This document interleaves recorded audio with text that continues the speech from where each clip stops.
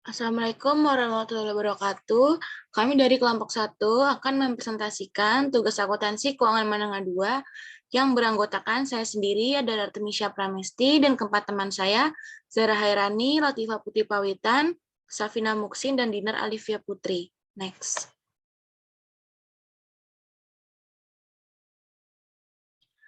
Materi yang akan dibahas yaitu PSAK 71, PSAK 72, dan PSAK 73. Next.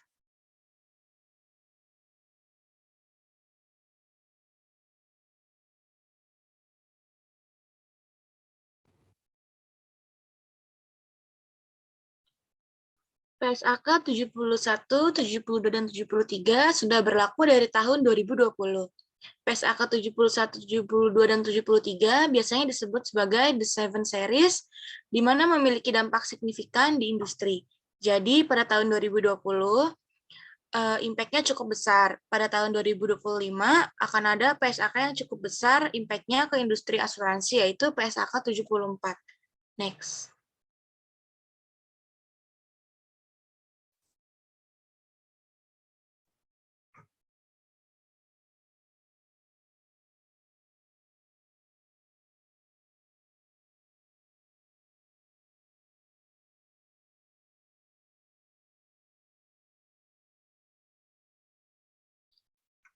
Dampak dari PSAK 71, 72, dan 73 dilihat dari laporan keuangan pada tahun 2020.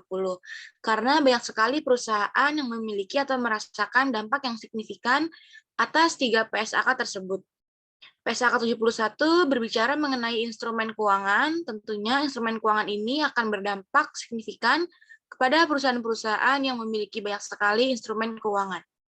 Salah satunya adalah industri perbankan, misalnya BRI. Next. PSAK 71. Agenda pembahasannya itu yang pertama ada ruang lingkup PSAK, yang kedua ada pengakuan awal dan penghentian pengakuan, yang ketiga itu klasifikasi dan pengukuran instrumen keuangan, yang keempat itu penurunan nilai aset keuangan, dan yang terakhir itu ada akuntansi lindung nilai. Next.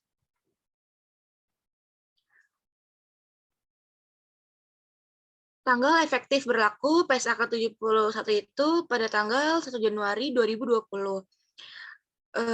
PSAK 71 menggantikan sebagian besar pengaturan dalam PSAK 55, yaitu instrumen keuangan pengakuan dan pengukuran yang meliputi yang pertama, klasifikasi dan pengukuran. Itu membahas tentang dasar klasifikasi dan pengukuran aset keuangan. Yang kedua itu penurunan nilai aset keuangan, yang membahas mengubah konsep penurunan nilai dari incurred loss ke expected credit loss. Yang ketiga itu akuntansi lindung nilai yang membahas perubahan ketentuan terkait akuntansi lindung nilai yang lebih tidak kompleks dan lebih mencerminkan cara Etintas mengelola risiko.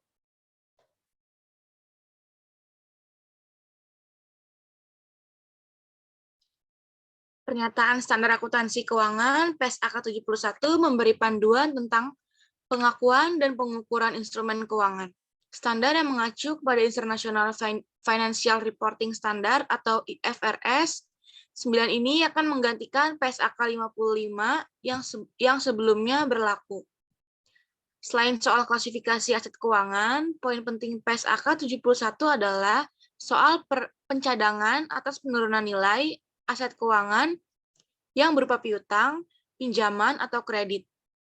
Standar baru ini mengubah secara mendasar metode perhitungan dan penyediaan cadangan untuk kerugian akibat pinjaman yang tak tertagih.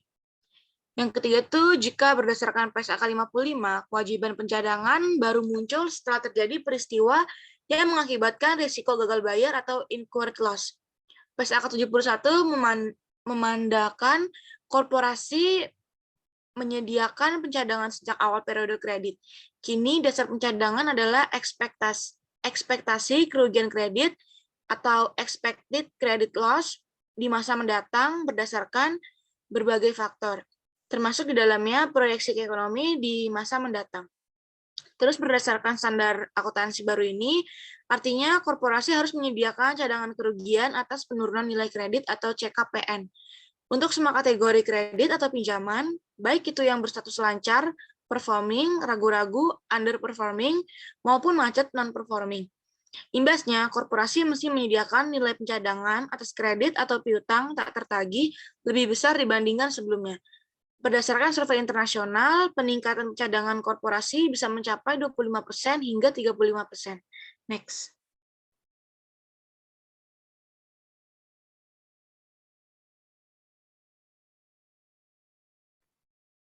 Ruang lingkup PSAK 71 diterapkan oleh semua entitas untuk seluruh jenis instrumen keuangan kecuali kepentingan dalam entitas anak, entitas asosiasi, atau ventura bersama. PSAK 65, PSAK 4, dan PSAK 15. Hak dan kewajiban dalam sewa itu PSAK 73, hak dan kewajiban pemberian kerja PSAK 24, instrumen keuangan yang diterbitkan entitas yang memenuhi definisi instrumen ekuitas PSAK 50, hak dan kewajiban dalam kontrak asuransi PSAK 62, kontrak forward dalam rangka kombinasi bisnis itu PSAK 22, komitmen pinjaman selain dari yang diatur di paragraf 2.3. Transaksi kompensasi berbasis saham PSAK 53, hak atas pembayaran untuk pengganti penyelesaian provisi PSAK 57, hak dan kewajiban dalam ruang lingkup pendapatan PSAK 72.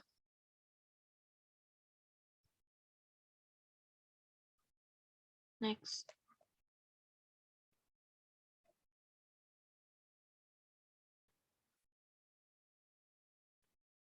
Ruang lingkup PSAK 71, kepentingan dalam entitas anak, entitas asosiasi, atau ventura bersama PSAK 65, PSAK 4, dan PSAK 15 mengartikan, misalnya kalau kita punya saham atas entitas anak, di mana sahamnya 50%, itu tidak akan masuk dalam pengakuan PSAK 71.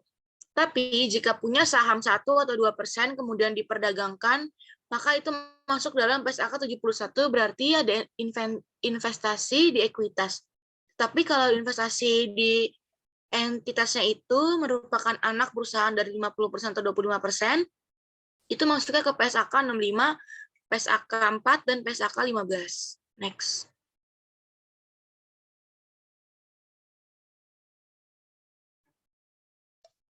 Definisi instrumen keuangan, setiap kontak yang menambah nilai aset keuangan entitas dan liabilitas keuangan atau instrumen ekuitas entitas lain. Aset keuangan itu kas, instrumen ekuitas entitas lain, hak kontraktual, dan kontrak diselesaikan dengan instrumen ekuitas entitas. Liabilitas keuangan, kewajiban kontraktual, kontrak yang diselesaikan dengan instrumen ekuitas entitas. Kalau ekuitas, kontrak yang memberikan hak residual atas aset atau entitas setelah dikurangi dengan seluruh liabilitasnya. Next.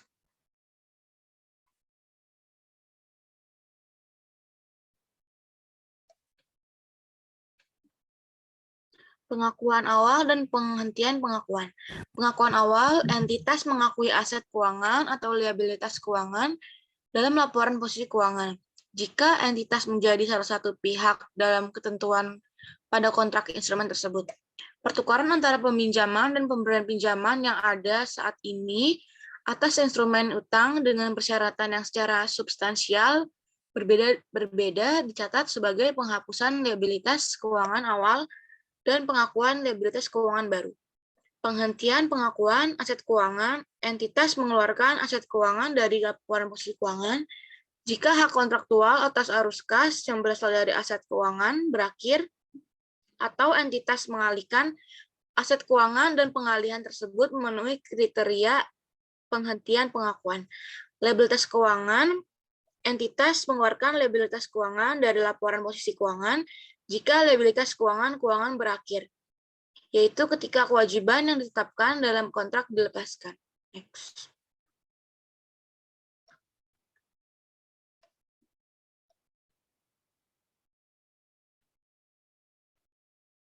Selanjutnya akan dijelaskan oleh Safina Muksin.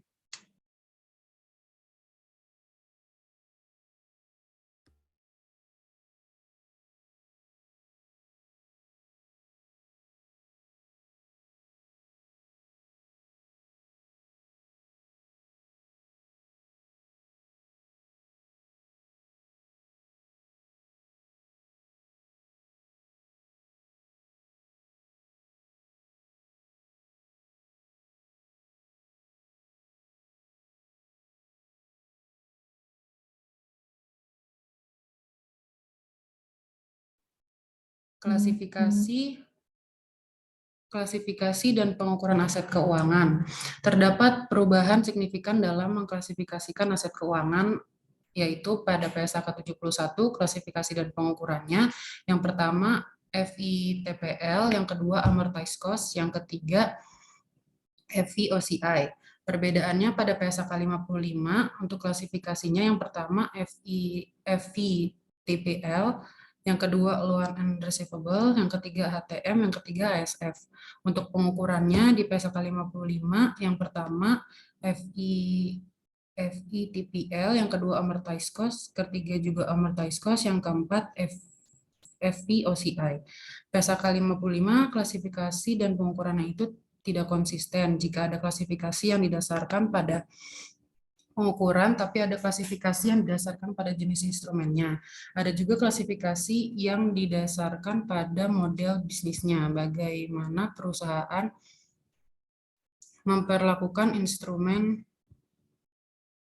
keuangan jadi tidak konsisten. Contohnya yang FVTPL, Fair Value to Profit and Loss, merupakan klasifikasi berdasarkan bagaimana ukurnya. Sementara loan dan receivable itu adalah jenis instrumen, HTM adalah held to maturity, dan AFS adalah available for sale.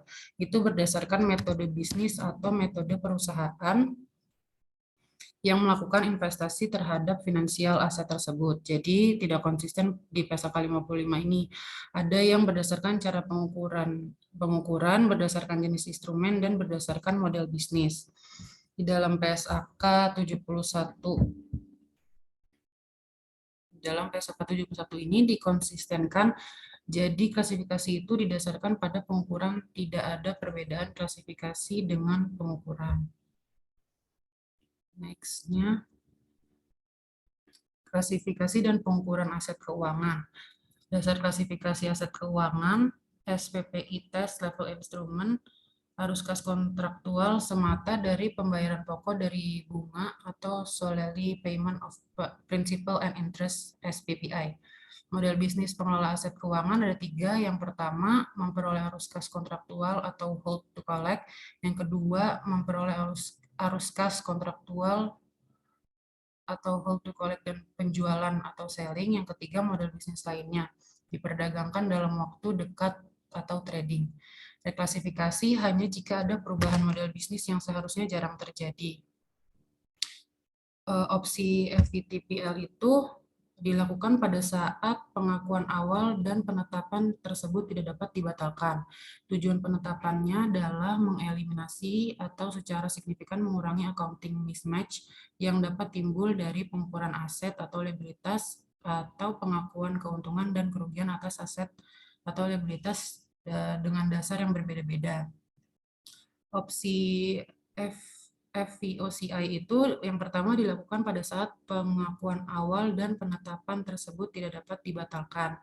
Digunakan investasi pada instrumen ekuitas tertentu yang umumnya diukur pada nilai wajar melalui laba rugi, sehingga perubahan nilai wajar disajikan dalam penghasilan komprehensif lain jika investasi tersebut tidak untuk diperdagangkan. Next. Klasifikasi pengukuran liabilitas keuangan. Yang pertama, biaya perolehan amortisasi atau amortized cost. Yang kedua, diukur pada nilai wajar melalui laba rugi atau FVTPL. Yang ketiga, opsi untuk menetapkan liabilitas keuangan yang diukur pada nilai wajar melalui laba rugi atau FVTPL. Reklasifikasinya tidak diizinkan. Perubahan fair value karena faktor selain risiko kredit diakui di laba rugi. Perubahan fair value karena faktor risiko kredit diakui di penghasilan komprehensif lain. Next. Klasifikasi dan pengukuran liabilitas keuangan. Entitas mengklasifikasi seluruh liabilitas keuangan setelah pengakuan awal diukur pada biaya perolehan diamortisasi kecuali pertama, liabilitas keuangan pada nilai wajar melalui laba rugi. Yang kedua, liabilitas keuangan yang timbul ketika pengalihan aset keuangan tidak memenuhi syarat penghentian pengakuan atau ketika pendekatan keterlibatan berkelanjutan diterapkan. Yang ketiga, kontrak jaminan keuangan. Yang keempat, komitmen untuk menyediakan pinjaman dengan suku bunga di bawah pasar. Yang kelima, imbalan kontingensi yang diakui oleh pihak pengakuisisi dalam kombinasi bisnis di mana PSAK 22 diterapkan. Next. Penentuan klasifikasi aset keuangan. SPPI test level instrument. Yang pertama, apakah arus kas hanya terdiri dari pokok dan bunga? Yang kedua, definisi pokok dan bunga. Yang ketiga, pokok adalah nilai wajar aset pada saat pengakuan awal. Yang keempat, bunga adalah imbalan atas nilai waktu uang, risiko kredit, risiko pinjaman dasar lainnya, misalnya risiko likuiditas, biaya yang terkait lainnya, misalnya biaya administratif dan margin laba. Selanjutnya, konsisten dengan pengaturan pinjaman dasar atau basic lending agreements. Lalu, model bisnis pengelolaan aset keuangan. Model bisnis memiliki untuk mendapatkan arus kas kontraktual. Fitur utamanya tujuannya memiliki aset untuk mendapatkan arus kas kontraktual. Penjualannya sifatnya insidental, lalu penjualannya bisa sangat sedikit secara frekuensi dan volume. Pengukurannya biaya perolehannya diamortisasi. Model bisnis yang kedua yaitu memiliki baik untuk mendapatkan arus kas kontraktual dan untuk dijual. Fitur utamanya tujuannya mendapatkan arus kas dan menjual sifatnya tidak terpisahkan untuk mencapai tujuan dalam model bisnis ini. Umumnya lebih banyak penjualan secara frekuensi dan volume dari model bisnis memiliki untuk mendapatkan arus kas kontraktual. Pengukurannya FEOCI. Yang ketiga adalah lainnya. Fitur utamanya tujuannya bukan untuk mendapatkan arus kas atau untuk dijual. Pengukurannya menggunakan FITPL.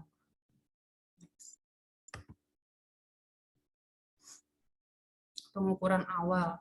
Instrumen keuangan ada dua, yaitu FITPL, nilai wajar, biaya transaksi dibebankan. Yang kedua, tidak diukur pada nilai wajar melalui laba rugi, lalu nilai wajar ditambahkan biaya transaksi terkait langsung dengan perolehan. Biaya transaksinya dikapitalisasi. Penurunan nilai. Konsep penurunan nilai yang pertama menggunakan konsep expected loss, yaitu potensi kerugian kredit diakui secara wajar perolehan aset keuangan, mempertimbangkan informasi masa lalu, terkini, dan forward looking, atau kondisi perekonomian di masa depan. Yang kedua adalah ruang lingkup. Aset keuangan yang diukur pada biaya perolehan diamortisasi atau amortized cost. Aset keuangan yang diukur pada nilai wajar melalui penghasilan komprehensif lain atau FEOCI. Yang ketiga, piutang sewa. Yang keempat, aset kontrak. Yang kelima, liabilitas keuangan berupa komitmen pinjaman dan kontrak jaminan keuangan dengan persyaratan tertentu. Next. Yang keempat ada karakteristik risiko kredit. Yang pertama, penurunan nilai piutang dapat dilakukan secara individu atau kolektif. Yang kedua, pengukuran secara kolektif dapat dilakukan untuk keuangan yang memiliki kesamaan karakteristik risiko kredit. Selanjutnya ada ruang lingkup. Entitas mengukur kerugian kredit ekspektasi dari instrumen keuangan dengan suatu cara yang mencerminkan yang pertama, jumlah yang tidak bisa diprobabilitas tertimbang, yang ditentukan dengan mengevaluasi hasil yang kemungkinan dapat terjadi, nilai waktu atas uang, yang ketiga informasi yang wajar dan terdukung yang tersedia tanpa biaya atau upaya berlebihan pada tanggal pelaporan mengenai peristiwa masa lalu, kondisi kini, dan perkiraan kondisi ekonomi di masa depan. Next. Penurunan nilai pendekatan umum ada 3 stage. Yang pertama, ada level of credit risk deterioration. Yang kedua, ada impairment recognition. Yang ketiga, ada interest recognition. Di stage pertama, itu ada performing. No significant increase in credit risk signs in initial recognition. Di impairment recognition-nya 12 bulan expected credit loss. Di interest recognition-nya gross basis. Di stage kedua ada underperforming. Level of credit risk deterioration-nya itu significant increase in credit risk since initial recognition. Impairment recognition-nya lifetime expected credit loss, untuk interest recognition-nya gross basis. Di stage ketiga ada non-performing. Level of credit risk deterioration-nya itu ada credit impaired. Untuk impairment recognition-nya ada lifetime expected credit loss, di interest recognition-nya net basis. Selanjutnya penurunan nilai general method. Yang pertama, peningkatan resiko kredit. Terdapat praduga rebutable presumption bahwa resiko kredit suatu aset keuangan telah meningkat secara signifikan sejak pengakuan awal ketika pembayaran kontraktual tertunggak lebih dari 30 hari. Yang kedua adalah gagal bayar. Ketika mengidentifikasikan gagal bayar untuk tujuan menentukan risiko gagal bayar yang terjadi, entitas menerapkan definisi gagal bayar yang konsisten dengan definisi yang digunakan untuk tujuan manajemen risiko kredit internal untuk instrumen keuangan yang relevan dan mempertimbangkan indikator kualitatif sebagai contoh kovenan keuangan ketika keadaannya sesuai. Selanjutnya akan dijelaskan oleh Rani.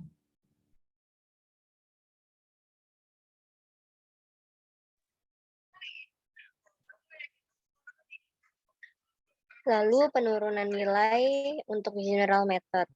Di sini ada kerugian kredit, yaitu selisih antara seluruh arus kas kontraktual yang jatuh tempo kepada entitas sesuai dengan kontrak dan seluruh arus kas yang diperkirakan diterima entitas, yaitu seluruh kekurangan kas. Didiskontokan dengan suku bunga efektif awal atau suku bunga efektif yang disesuaikan dengan kredit untuk aset keuangan yang dibeli atau yang berasal dari aset keuangan memburuk. Nah, di sini ada kerugian kredit ekspektasian, yaitu rata-rata tertimbang atas kerugian kredit dengan masing-masing terjadinya risiko gagal bayar sebagai pembobotan. Ada dua, yaitu kerugian kredit ekspektasian 12 bulan dan kerugian kredit ekspektasian sepanjang umur. Kalau yang 12 bulan, yaitu bagian dari kerugian kredit ekspektasian sepanjang umurnya mempresentasikan kerugian kredit ekspektasian yang timbul dari peristiwa gagal bayar instrumen keuangan yang mungkin terjadi dalam 12 bulan setelah tanggal pelaporan. Sementara untuk yang ekspektasian sepanjang umur, yaitu kerugian kredit ekspektasian yang dihasilkan dari seluruh kemungkinan peristiwa gagal bayar selama perkiraan umur dari instrumen keuangan. Next.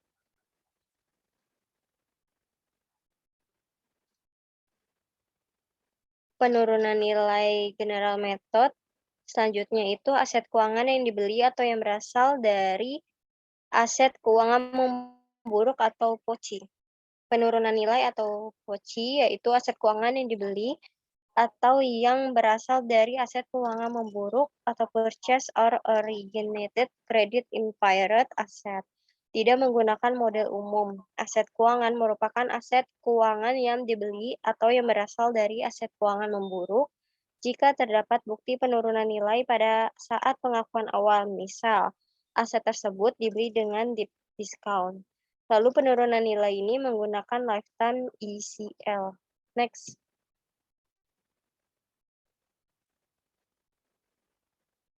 Penurunan nilai dalam pendekatan disederhanakan. Di sini ada 3, yaitu piutang sewa, piutang dagang dan aset kontrak dengan komponen pendanaan signifikan, piutang dagang dan aset kontrak tanpa komponen pendanaan signifikan. Untuk yang piutang sewa dan piutang dagang dan aset kontrak dengan komponen pendanaan yang signifikan itu pilihan kebijakan akuntansi yang dapat diterapkan. Ada pendekatan umum sama pendekatan disederhanakan. Sementara kalau untuk piutang dagang dan aset kontrak tanpa komponen pendanaan signifikan itu pakai pendekatan disederhanakan. Pendekatan disederhanakan itu penyisihan kerugian selalu senilai kerugian kredit ekspektasian sepanjang umur. Next.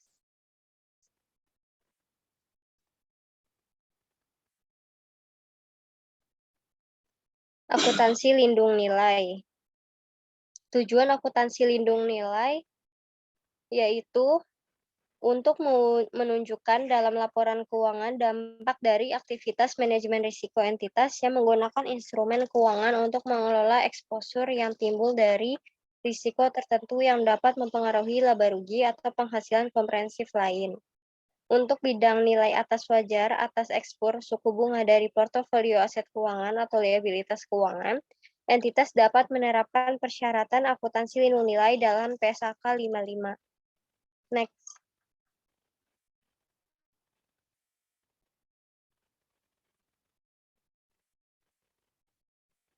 Selanjutnya, kita membahas mengenai PSAK 72. PSAK 72 ini mengenai pengakuan pendapatan dari kontrak dengan pelanggan merupakan adopsi IFRS 15 yang telah berlaku di Eropa sejak Januari 2018. PSAK 72 merupakan PSAK sapu jagat karena mengganti banyak standar sebelumnya. Beberapa standar yang dicabut dengan terbitnya PSAK 72 adalah PSAK 34 tentang kontrak konstruksi, PSAK 32 tentang pendapatan, ISAK 10 tentang program loyalitas pelanggan, ISAK 21 tentang perjanjian konstruksi real estate, serta ISAK 27 tentang pengalihan aset dari pelanggan. PSAK 72 mengubah cara pengakuan pendapatan kontrak yang tadinya rigid atau rule based menjadi berbasis prinsip atau principle based. Pengakuan pendapatan bisa dilakukan secara bertahap sepanjang umur kontrak atau over the time, atau pada titik tertentu at a point of time, namun pengakuan pendapatan bertahap tidak bisa diterapkan kepada sembarang kontrak. Syarat-syaratnya ini ada beberapa syarat-syarat terkait konsumsi manfaat oleh pelanggan. Yang pertama, peningkatan nilai aset di sisi pelanggan. Yang kedua, kesepakatan tahap pembayaran kontrak. Jika suatu kontrak tidak memenuhi syarat-syarat tersebut, pendapatan kontrak itu baru bisa diakui saat terjadi penyerahan aset. Next.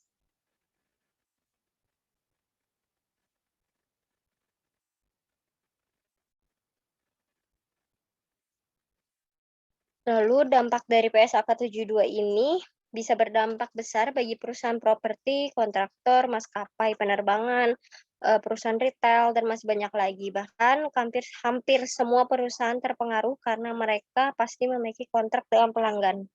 Next.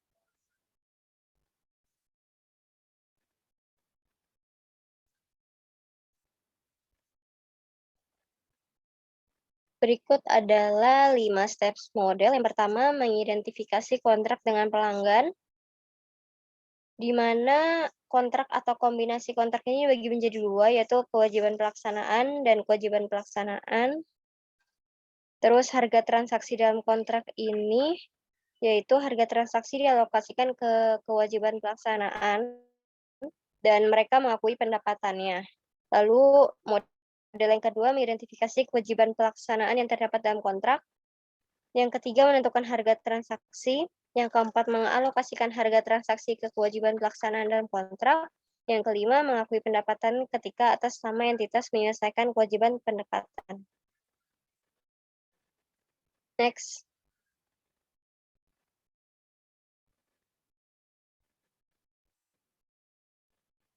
Yang pertama, mengidentifikasi kontrak. Entitas mencatat kontrak dengan pelanggan sesuai dengan PSAK 72 hanya jika seluruh kinerja berikut terpenuhi. Yang pertama, para pihak dalam kontrak telah menyetujui kontrak secara tertulis, lisan, atau sesuai dengan praktik bisnis pada umumnya, dan berkomitmen untuk melaksanakan kewajiban mereka masing-masing. Yang kedua, entitas dapat mengidentifikasi hak setiap pihak mengenai barang atau jasa yang akan dialihkan. Yang ketiga, entitas dapat mengidentifikasi jangka waktu pembayaran barang atau jasa yang akan dialihkan. Kontrak memiliki substansi komersial, yaitu risiko waktu atau jumlah arus kas masa depan entitas diperkirakan berubah sebagai akibat dari kontrak. Dan kemungkinan besar problem entitas akan menagih imbalan yang akan menjadi haknya dalam pertukaran barang atau jasa yang akan dialihkan ke pelanggan. Next.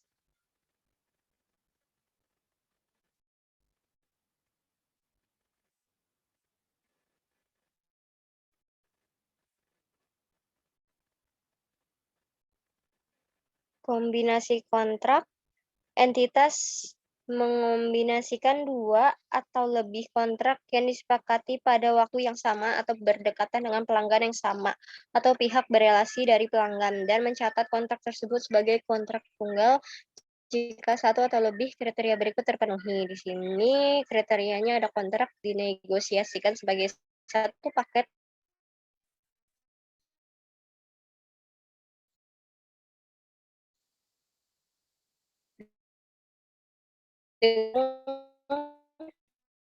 jasa dijanjikan dalam setiap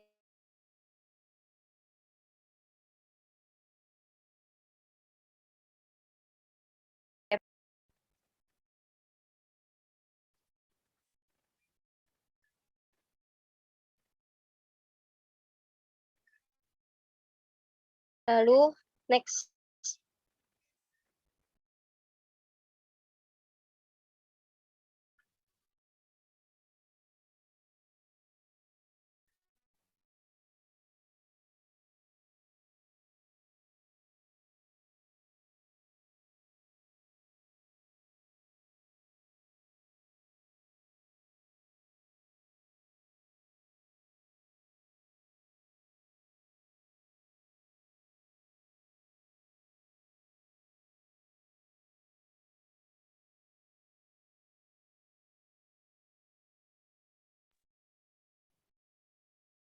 Selanjutnya, modifikasi kontrak. Modifikasi kontrak adalah perubahan dalam ruang lingkup atau harga kontrak, atau keduanya yang disetujui oleh para pihak dalam kontrak.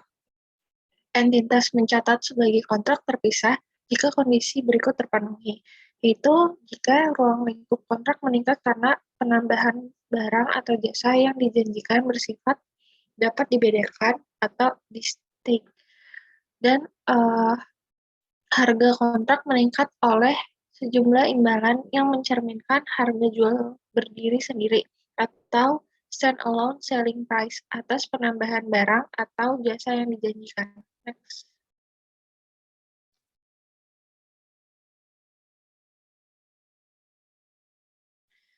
Selanjutnya, jika modifikasi kontrak tidak dicatat sebagai kontrak terpisah, maka entitas mencatat barang atau jasa yang dijanjikan belum dilakukan pada tanggal modifikasi kontrak dengan cara berikut. Yang pertama, mencatat modifikasi kontrak seolah-olah modifikasi kontrak tersebut merupakan penghentian kontrak yang ada dan menciptakan kontrak baru jika sisa barang atau jasa bersifat dapat dibedakan dari barang atau jasa yang dialihkan pada atau sebelum tanggal modifikasi kontrak. Prospektif. Kedua, mencatat modifikasi kontrak seolah-olah modifikasi kontrak tersebut merupakan bagian dari kontrak yang ada. Jasa sisa barang atau jasa bersifat tidak dapat dibedakan. Itu kumulatif catch up. Selanjutnya, yang tiga, jika merupakan kombinasi dari A dan B, maka mencatat secara konsisten sesuai tujuan dari paragraf ini. Next.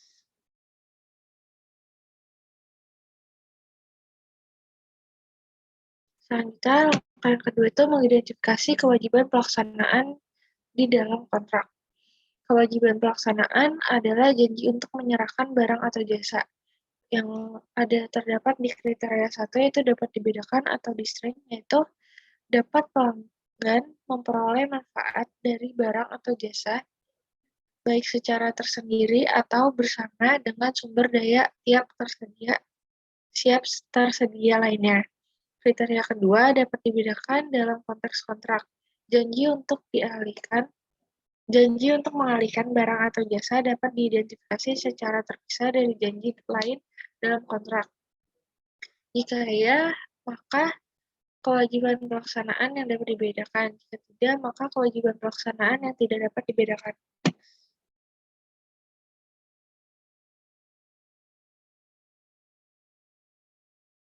Selanjutnya, untuk langkah ketiga, itu harga transaksi.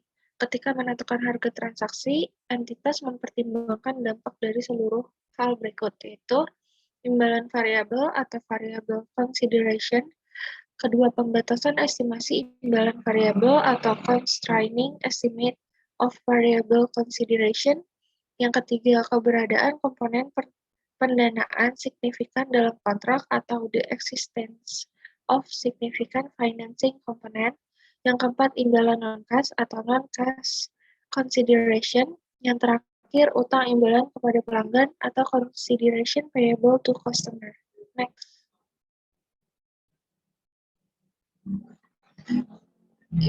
Untuk imbalan variabel itu ada imbalan variabel berupa diskon, kredit, insentif, bonus kinerja, dan lain sebagainya. Untuk estimasi imbalan variabel yaitu nilai ekspektasian dan juga jumlah yang paling mungkin. Next.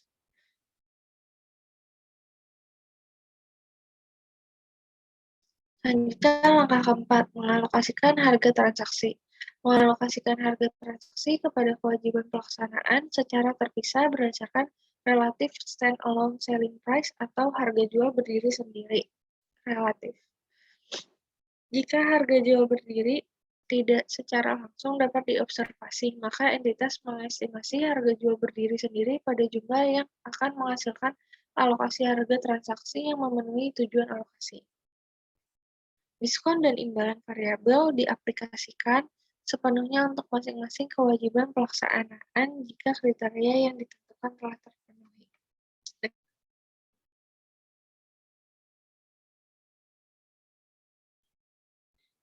Selanjutnya, langkah kelima, mengakui pendapatan. Kapan harus mengakui pendapatan? Itu apakah bila salah satu ini terpenuhi. Yang pertama itu, pelanggan secara bersamaan menerima atau mengkonsumsi seperti yang dilakukan entitas.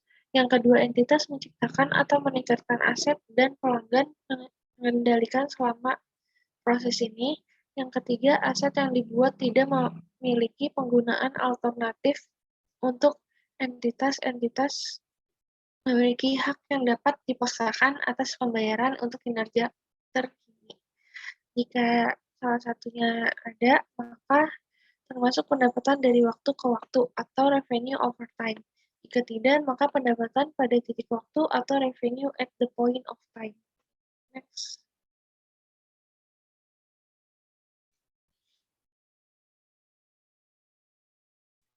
Selanjutnya PSAK 73. PSAK 73 yang merupakan adopsi dari IFRS 16 mengatur tentang sewa. PSAK ini akan menggantikan beberapa standar diantaranya PSAK 30 tentang sewa, ISAK 23 tentang sewa operasi, dan ISAK 25 tentang hak atas tanah. Standar baru ini akan mengubah secara substansial pembukuan transaksi sewa dari sisi penyewa atau lease.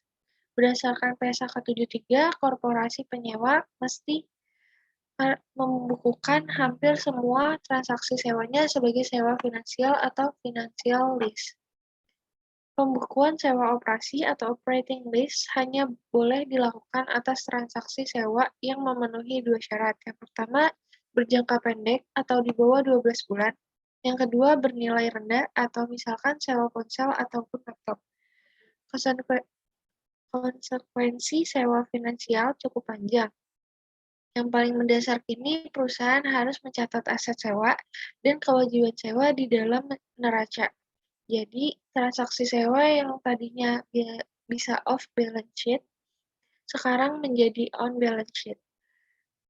Selanjutnya, PSAK 73 juga berdampak luas karena hampir semua perusahaan memiliki transaksi sewa dan mayoritas masih mencatatkan sebagai sewa operasi. Penerapan PSAK 73 dalam laporan keuangan akan merefleksikan kondisi yang sebenarnya suatu perusahaan. Next.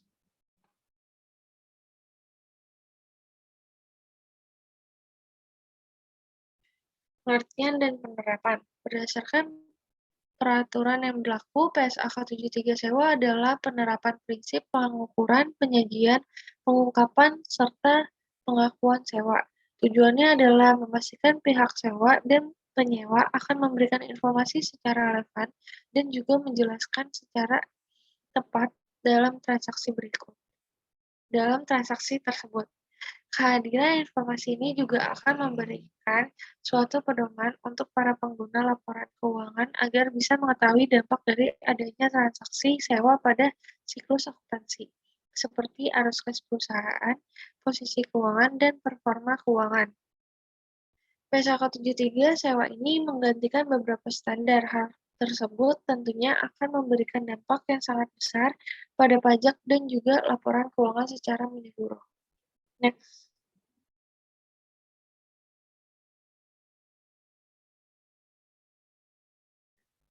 Selanjutnya, penerapan PSAK 73 dalam akuntansi penyewa. Beberapa sewa bisa memberikan syarat dalam tanggal permulaan penyewa, yakni mendapatkan pengakuan aset hak guna dan juga liabilitas dari sewa, menghitung aset hak guna di dalam biaya perolehan, membuat perkiraan liabilitas sewa dalam pembayaran sewa yang belum dibayar ketika tanggal permulaan. Next.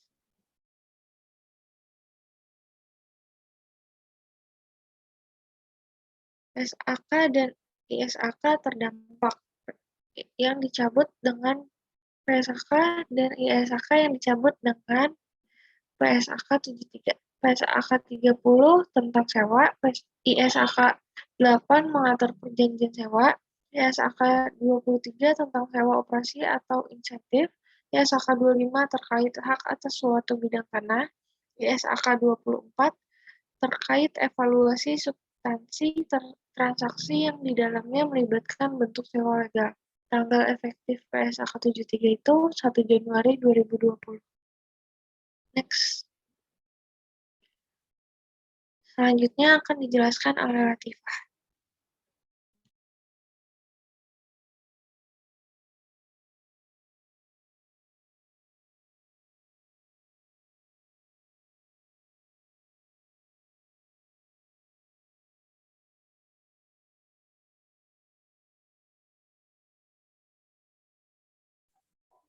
Selanjutnya, pokok pengaturan PSAK 73. Penyewa disyaratkan untuk mengakui aset hak guna atau right of use asset dan liabilitas sewa. Terdapat dua pengecualian, yakni yang pertama sewa jangka pendek dan yang kedua sewa yang aset pendasarnya underlying aset atau underlying aset bernilai rendah. Sewa mengklasifikasikan sewanya sebagai sewa operasi atau sewa pembiayaan dan mencatat kedua jenis sewa tersebut secara berbeda. Next.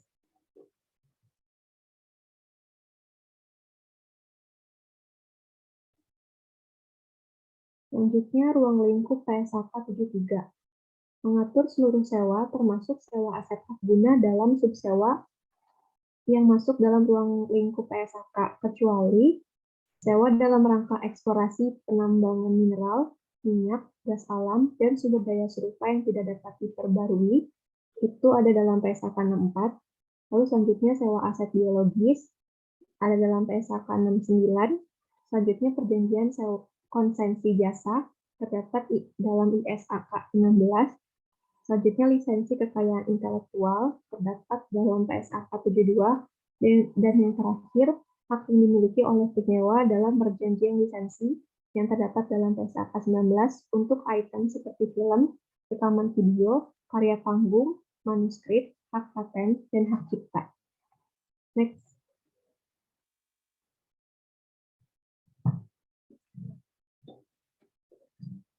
Selanjutnya, implementasi PSAK 73 dalam perusahaan.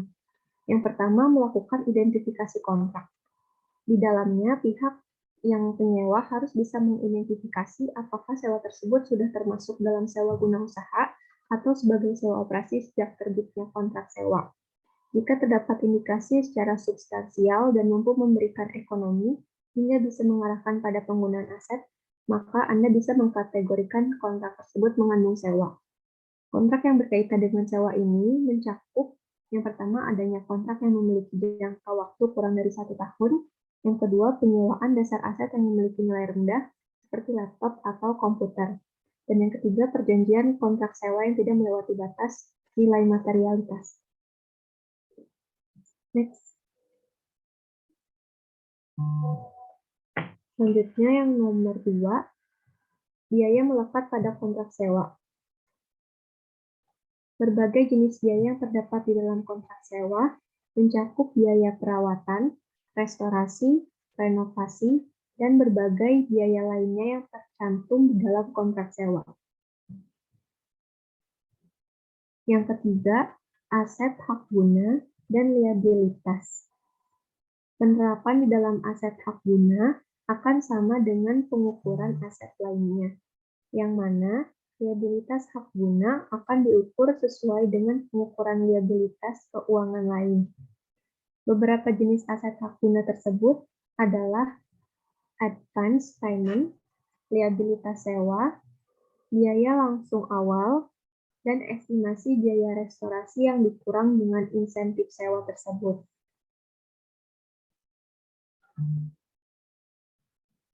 Next.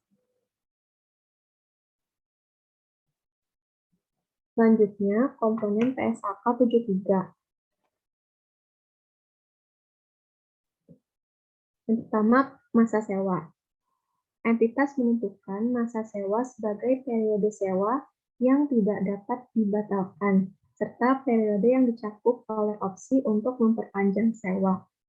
Jika penyewa cukup pasti untuk mengeksekusi opsi tersebut, dan periode yang dicakup oleh opsi untuk menghentikan sewa, jika penyewa cukup pasti untuk tidak mengeksekusi opsi tersebut. Komponen yang selanjutnya, akuntansi penyewa. Pengakuan dan pengukuran awal, pengukuran selanjutnya, lalu ada modifikasi sewa, penyajian, dan pengungkapan untuk penyewa.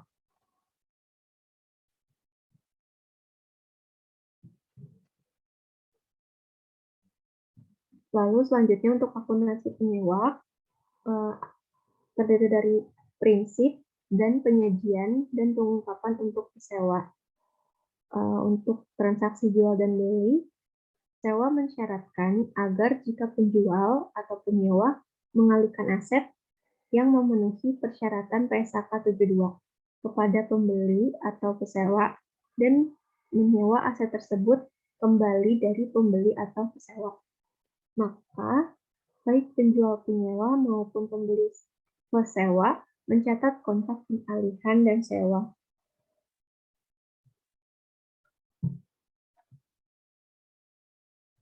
Selanjutnya, penjelasan tentang akuntansi penyewa. Yang pertama itu untuk pengakuan dan pengukuran awal. Langkah pertama, mengakui aset hak guna dan liabilitas sewa. Selanjutnya, mengukur aset hak guna pada biaya perolehannya. Selanjutnya, mengukur liabilitas sewa pada nilai kini pembayaran sewa yang belum dibayar pada tanggal permulaan. Pembayaran sewa didiskontokan dengan menggunakan suku bunga implisit dalam sewa jika suku bunga tersebut dapat ditentukan. Entitas dapat menggunakan suku bunga pinjaman inkremental penyewa jika suku bunga implisit dalam sewa tidak dapat ditentukan.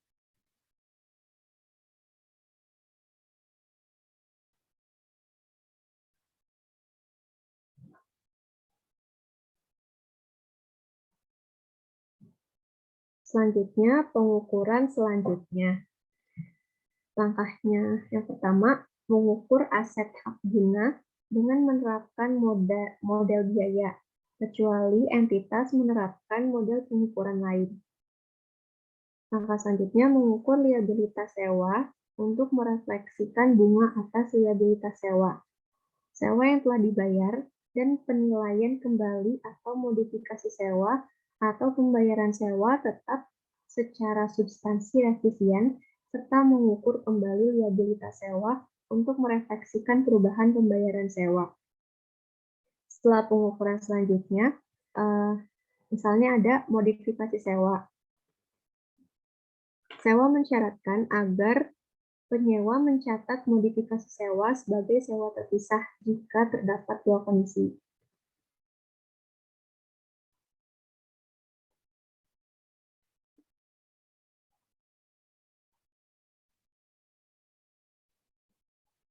Selanjutnya, penyajian dan pengungkapan untuk penyewa. Yang pertama, sewa mencakup persyaratan pengungkapan untuk penyewa. Lalu selanjutnya, penyewa perlu menerapkan pertimbangannya dalam menentukan informasi yang akan diungkapkan untuk mencapai tujuan dalam menyediakan dasar bagi pengguna laporan keuangan untuk menilai dampak sewa terhadap posisi keuangan, kinerja keuangan, dan arus kas penyewa.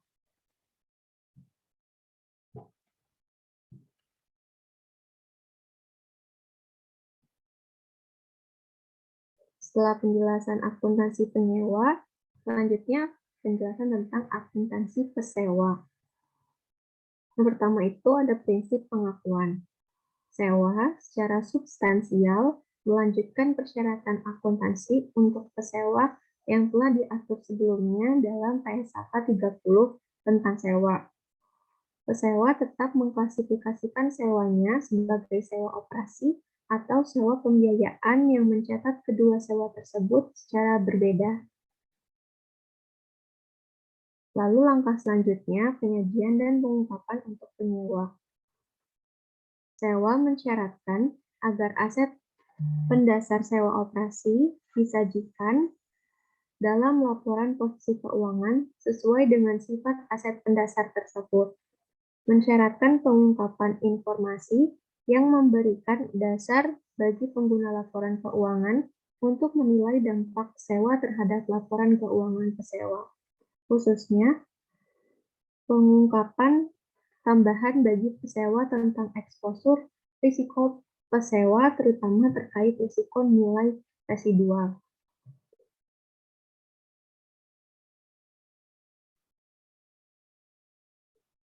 Terima kasih. Sekian presentasi dari kelompok kami. Mohon maaf atas kekurangannya. Assalamualaikum warahmatullahi wabarakatuh.